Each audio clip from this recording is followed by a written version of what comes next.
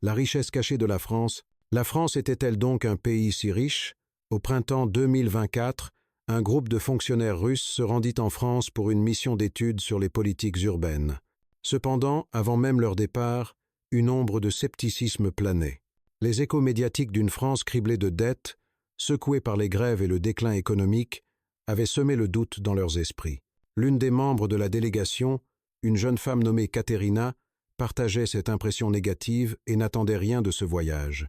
Pourtant, quelques jours plus tard, alors que sa mission officielle touchait à sa fin et qu'elle déambulait sur l'esplanade de la Défense, le quartier d'affaires de Paris, elle remarqua soudain que les gens autour d'elle levaient tous la tête vers le ciel. Que regardaient-ils? Intriguée, Katerina imita leurs gestes et fixa son regard vers le sommet de la grande arche. En un instant, elle resta bouche bée. Qu'était-ce que c'était que ça? Ses collègues, remarquant son expression stupéfaite, levèrent à leur tour les yeux et affichèrent un air d'incrédulité. La France. C'était donc un pays si riche. L'image qu'ils venaient de voir avait instantanément pulvérisé le préjugé d'une France endettée et décadente qu'ils s'étaient forgée. Voyons comment ils en sont arrivés là. Un groupe de fonctionnaires russes était donc venu en France pour étudier ces politiques urbaines. La plupart d'entre eux considéraient la France comme une économie au fardeau de la dette écrasant, nourrissant des préjugés tenaces. Notre protagoniste, Katerina, était l'une de ces personnes.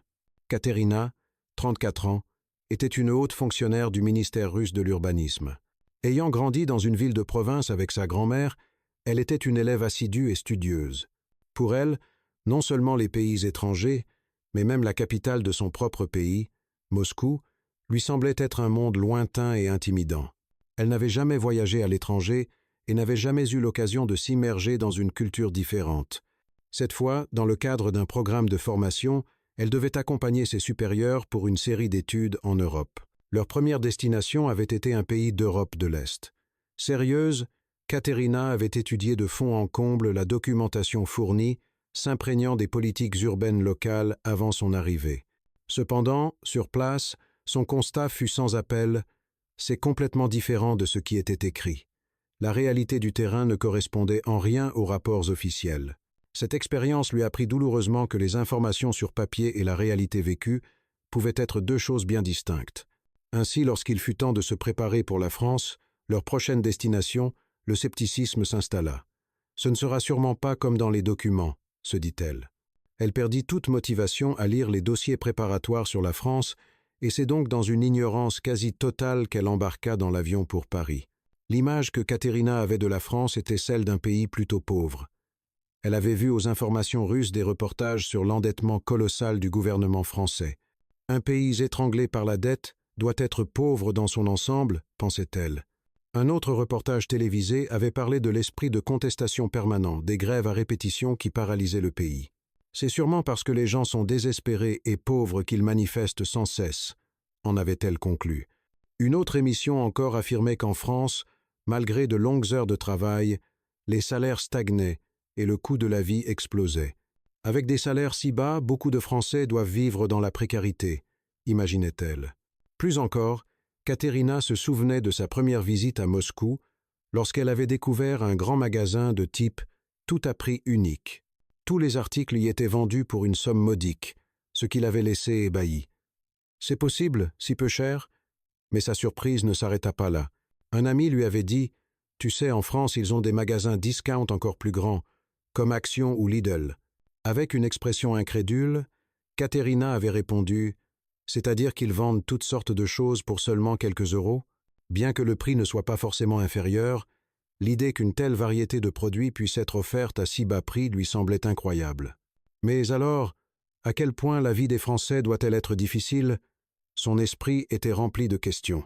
Les prix sont bas, donc dans une ère de compétition internationale féroce, la France doit être un pays pauvre. Elle en était fermement convaincue. Lorsque son voyage en France fut confirmé, ses préjugés continuaient de dominer ses pensées. L'image de la dette et les récits de salaires bas et de mécontentement social renforçaient ses convictions. Quand son supérieur, Dimitri, lui annonça leur destination, elle ne put s'empêcher de laisser échapper. « Attendez, sommes-nous vraiment obligés d'aller dans un endroit pareil? Est-ce que c'est sûr au moins ?» Dimitri, l'air un peu las. lui répondit simplement « Tu verras bien sur place ». Mais l'anxiété de Caterina ne se dissipa pas. C'est avec un mélange d'appréhension et de tension qu'elle monta à bord de l'avion pour Paris. Dès l'instant où Caterina posa le pied dans le hall d'arrivée de l'aéroport Paris-Charles de Gaulle, elle fut frappée par sa propreté. Dans les aéroports qu'elle connaissait, voir des détritus joncher le sol était monnaie courante. Elle s'était résignée, pensant « Ce sera pareil en France ». Pourtant, le spectacle qui s'offrait à ses yeux était celui d'un sol impeccable, sans le moindre déchet. Comment un espace aussi vaste et fréquenté peut-il être maintenu aussi propre? Se demanda-t-elle, perplexe. Le sol brillait, et chaque siège, chaque table semblait avoir été méticuleusement nettoyée. Caterina ne pouvait qu'être étonnée. En se dirigeant vers la zone de livraison des bagages, Caterina fut encore plus surprise par un service d'une délicatesse typiquement française. Les valises qui défilaient sur le tapis roulant avaient toutes été positionnées avec la poignée tournée vers l'extérieur. C'était un arrangement attentionné, conçu pour que les voyageurs puissent saisir leurs bagages immédiatement et sans effort. « Ils ont pensé à un détail aussi infime », murmura-t-elle. Dans d'autres aéroports, il n'était pas rare que les bagages soient jetés brutalement, parfois même endommagés. Mais ici, chaque valise semblait traitée avec le plus grand soin. Le sentiment de propreté, d'efficacité et le profond respect manifesté envers les visiteurs laissèrent une impression durable sur Caterina. Voilà donc comment la France accueille les voyageurs étrangers. Elle était profondément touchée. À bord de l'autocar qui les emmenait de l'aéroport vers le centre-ville, Caterina connut une nouvelle surprise. L'intérieur du véhicule était aussi propre qu'un véhicule neuf, impeccablement rangé. Pas le moindre déchet sur le sol. Est-ce vraiment un transport public? Caterina doutait de ce qu'elle voyait. De plus, en montant, le chauffeur accueillit chaque passager avec un « Bonjour, bienvenue à bord » chaleureux. Son sourire réchauffa le cœur de Caterina.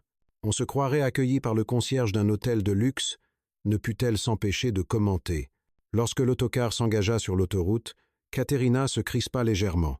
Dans son pays, prendre l'autoroute signifiait souvent une conduite brusque et des secousses incessantes.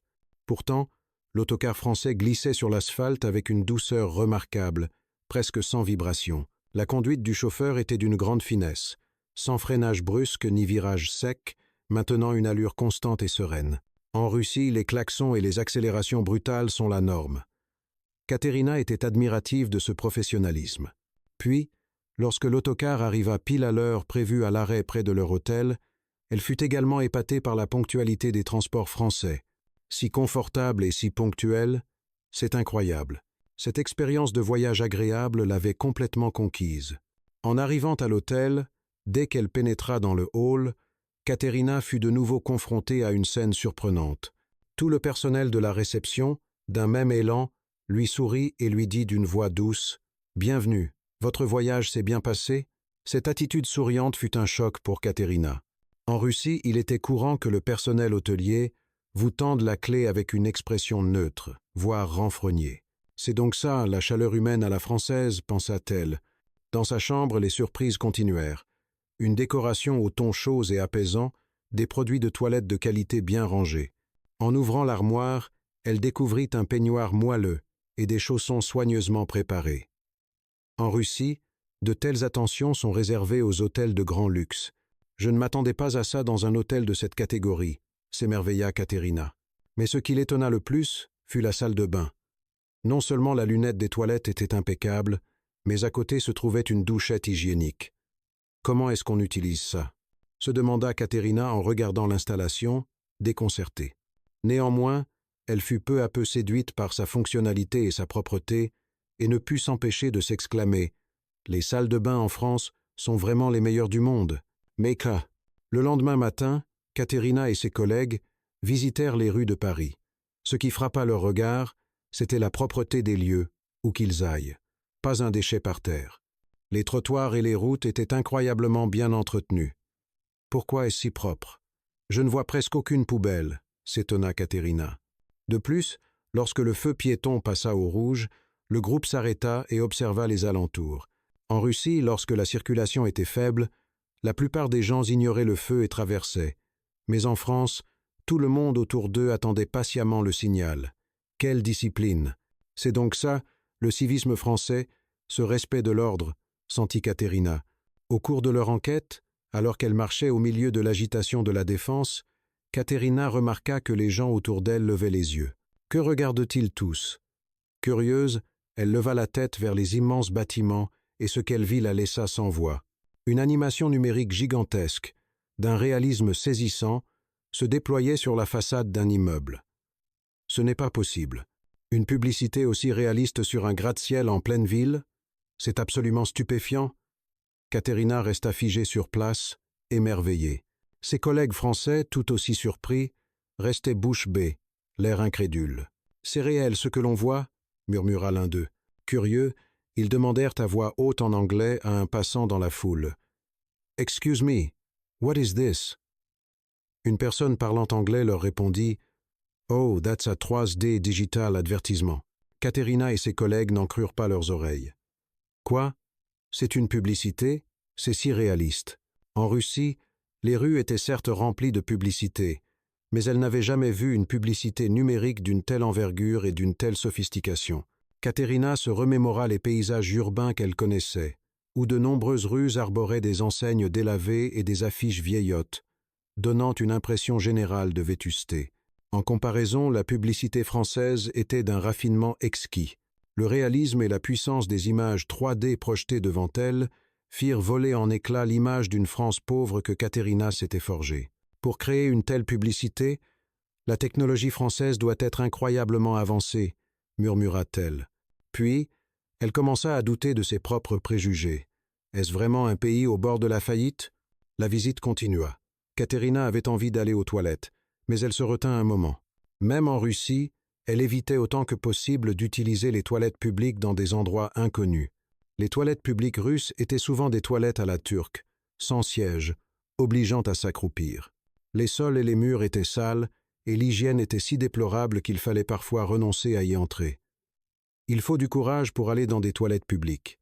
Finalement, n'y tenant plus, Caterina se décida à utiliser des toilettes publiques. En entrant, elle fut stupéfaite. « Hein?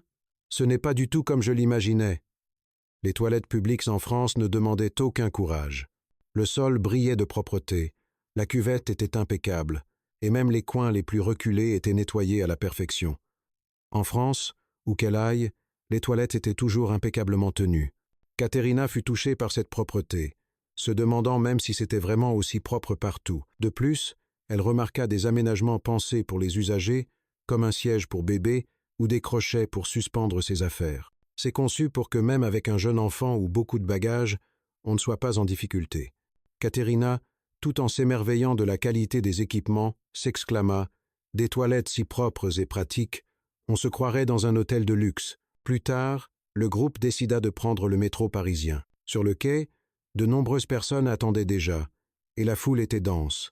Pourtant, à la surprise de Caterina, personne ne bousculait ou ne tentait de forcer le passage pour monter.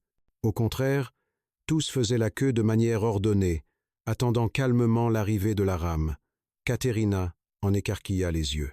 En Russie, dès que les portes s'ouvrent, tout le monde se pousse pour être le premier à monter, s'exclama-t-elle, étonnée.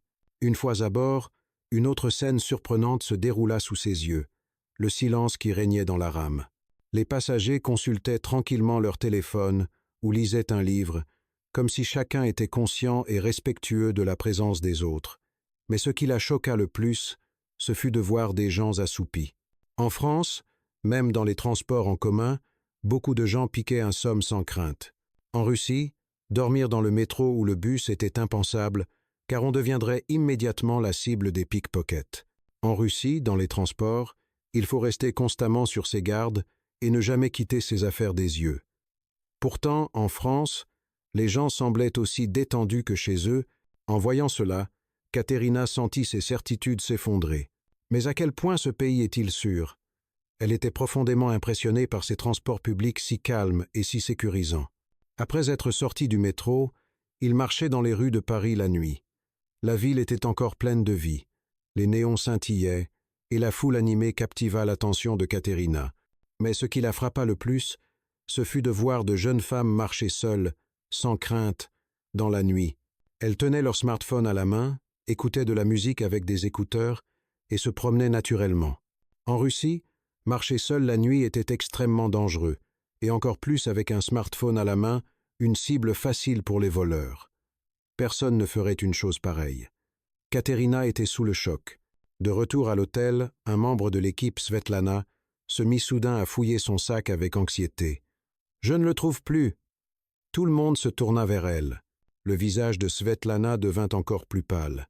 « Mon portefeuille a disparu. Mon portefeuille avec 500 € dedans. » Le portefeuille de Svetlana contenait son permis de conduire russe, ses cartes de crédit et 500 € en espèces. « On me l'a volé, n'est-ce pas ?» dit Svetlana en pleurant. Une atmosphère d'inquiétude s'installa dans le groupe. Katerina se souvint que Svetlana avait posé son sac à ses pieds dans le taxi. « Être qu'il est tombé près de tes pieds dans le taxi ?» Katerina demanda de l'aide au personnel de l'hôtel.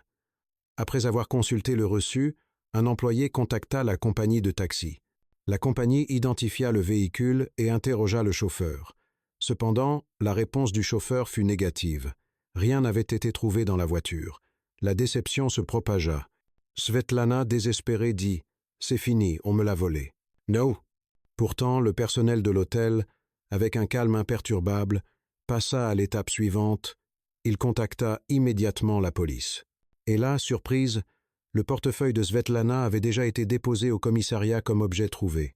Il s'est avéré que le portefeuille, tombé plus tôt dans la journée dans une rue qu'ils avaient visitée, avait été ramassé par un passant bienveillant et remis à la police. À cette nouvelle, le groupe poussa un cri de joie. Svetlana, affichant une expression d'incrédulité, s'exclama « Je n'arrive pas à croire qu'on l'ait retrouvé. » Après avoir récupéré le portefeuille au commissariat, ils constatèrent que les 500 €, le permis de conduire et les cartes de crédit étaient tous là, intacts. « En Russie, une chose pareille serait impossible, » murmura Katerina, les yeux grands ouverts. « Les Français sont vraiment gentils et honnêtes. » Ils étaient profondément émus par l'honnêteté de la société française et la rapidité de la réaction. Après plusieurs jours en France, Katerina s'était peu à peu habituée au paysage et à la vie française. Plus elle explorait, plus une conviction se renforçait en elle.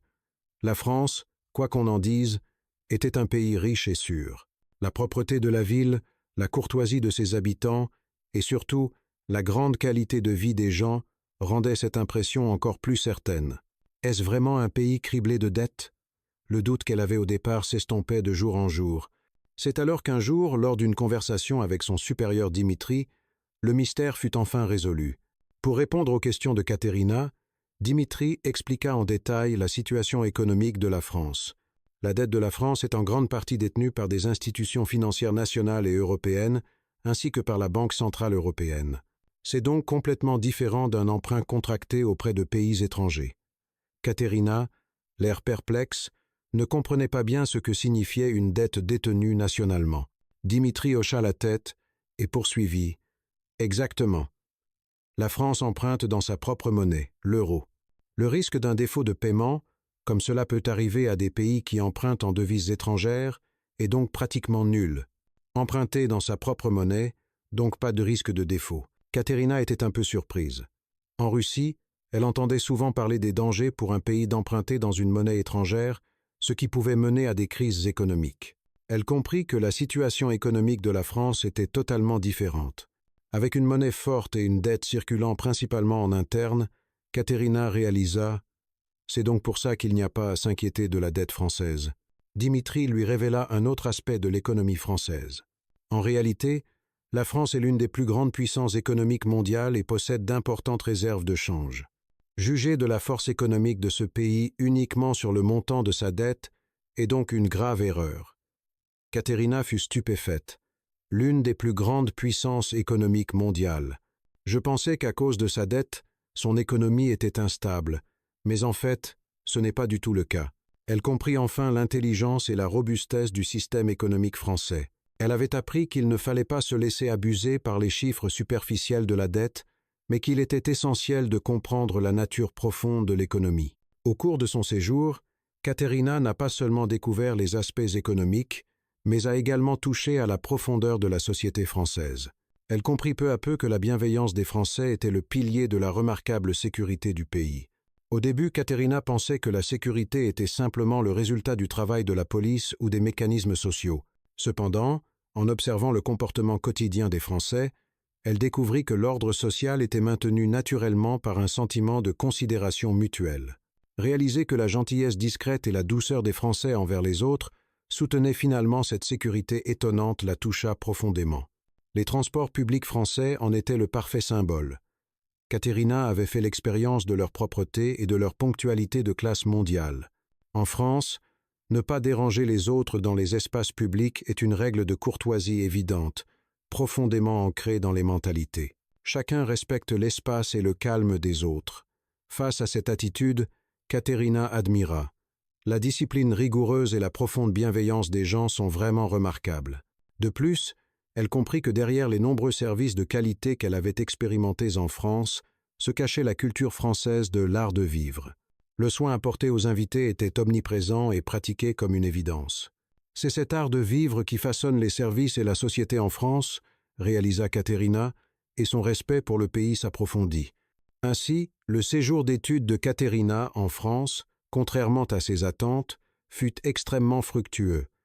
Avant de rentrer, elle discutait avec les membres de son équipe dans le salon de l'hôtel. « Nous nous sommes complètement trompés sur la France », dit Caterina. Svetlana opina du chef. « C'est vrai. Je pensais que c'était un pays pauvre à cause de sa dette, mais en réalité, c'est tout le contraire. Cet endroit possède une richesse que les chiffres ne peuvent pas mesurer. » Dimitri souriait, satisfait. « C'est pour ça que je vous avais dit que vous comprendriez en y allant. On ne peut pas voir la réalité en se contentant de lire des rapports. » Oh.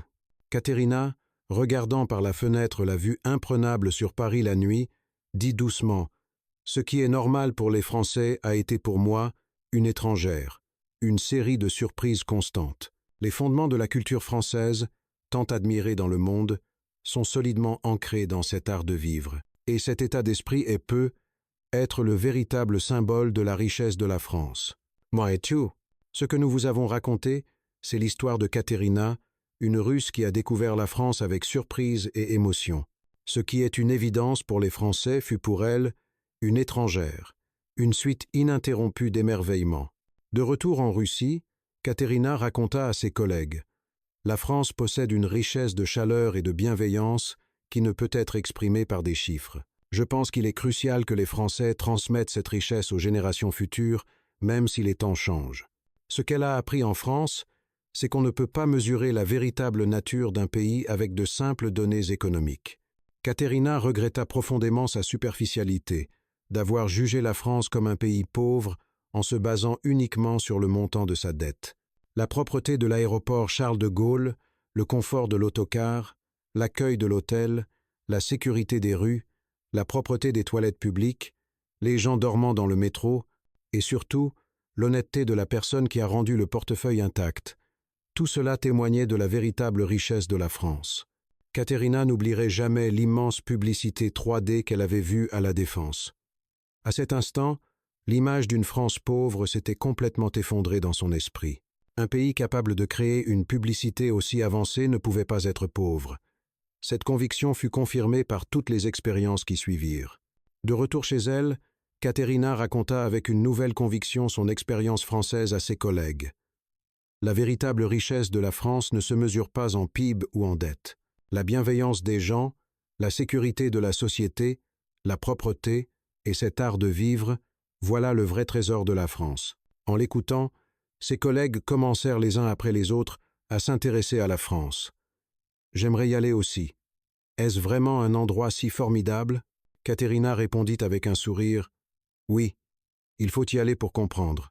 Il y a tant de choses que les données et les chiffres ne pourront jamais vous apprendre. » Puis, elle partagea la leçon la plus importante qu'elle avait apprise en France. Nous ne devrions jamais juger les choses sur la base d'informations superficielles. Ce n'est qu'en voyant de ses propres yeux et en ressentant avec son propre cœur que l'on peut percevoir la véritable nature des choses. C'est la France qui me l'a enseigné. Le jugement de Caterina sur la France avait radicalement changé, parce qu'elle avait compris le mécanisme économique derrière le mot « dette », qu'elle avait découvert une richesse sociale que les chiffres ne pouvaient mesurer, et surtout, qu'elle avait été touchée par la chaleur du cœur des gens.